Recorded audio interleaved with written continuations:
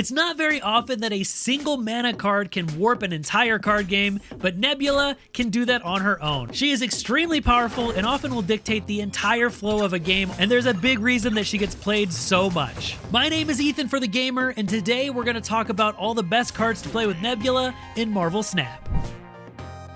So Nebula remains to be one of the strongest 1-drops in the game and can actually just warp an entire game on her own, and for good reason. So at her core, how she works is she is a 1 energy, 1 power unit, and each turn your opponent doesn't play a card here, she gains +2 power. Why this effect is so powerful is that it kind of dictates the flow of the entire game.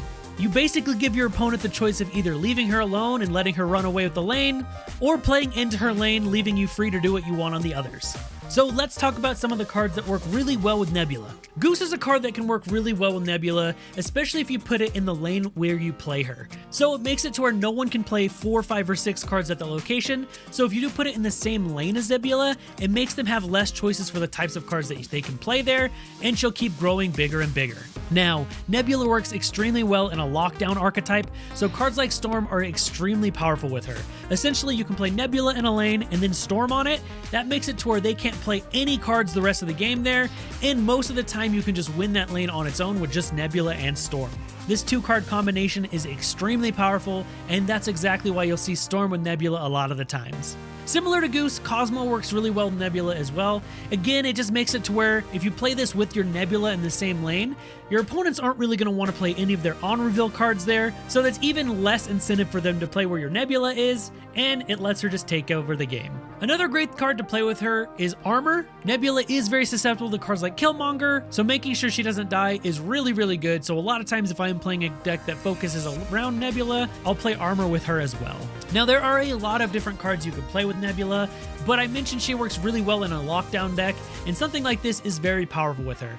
Professor X is another lockdown card that works super well with her, similar to Storm, and this is a good one that works with Nebula for a lot of different ways. So essentially in a lockdown deck, you'll want to control where your opponents are playing in lanes, so you can use Professor X a couple of different ways.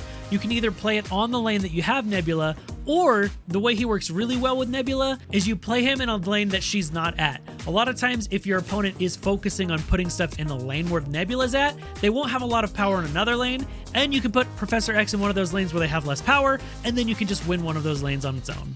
Something else that goes well with things like this would be like Juggernaut, especially if you're playing Storm. You could play this in the lane after you play Storm and make sure that whatever they play there doesn't go into the lane where your Storm Nebula is. And just like any Storm lockdown deck, Dr. Doom works really well because you can put a 5-power Doom bot in the lane after the Storm's played, and then you can get more power in that lane as well. Spider-Man did recently get nerfed, but he's also still great with these type of decks. Making sure that your opponent can't play somewhere where you don't want them to, very powerful in any deck where you're playing Nebula. I've also found that Gamora works really well in these type of decks as well.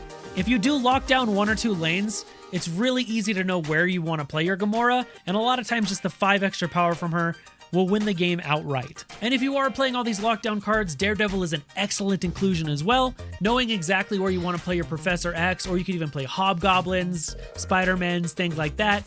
On turn 5, Daredevil is very, very, very powerful in these type of decks. If you do have high evolutionary, I know not everyone will, but Nebula also works really well in high evolutionary lockdown type decks. Very similar strategy, but in these kind of decks you can run things like Cyclops instead of Juggernaut. He works really well in a lane that has Storm in it, or Nebula. Cyclops works extremely well if you have high evolutionary, because if you put this in the same lane as Nebula, every turn you're going to make things weaker on their side of the board, so it even more disincentivizes them playing into your Nebula lane, and it's super, super powerful. High evolutionary decks are great with Nebula, but again, everyone's not going to have high evolutionary because he is still a Series 5 card. So there you have some of the best cards that you can play with Nebula. She's extremely powerful and a lot of fun. One of my favorite 1-drops of all time, and I play her probably more than I should because I just love the card very much. Thank you so much for watching this video. I greatly appreciate it. Make sure you check out thegamer.com for all things gaming, and we'll see you in the next video.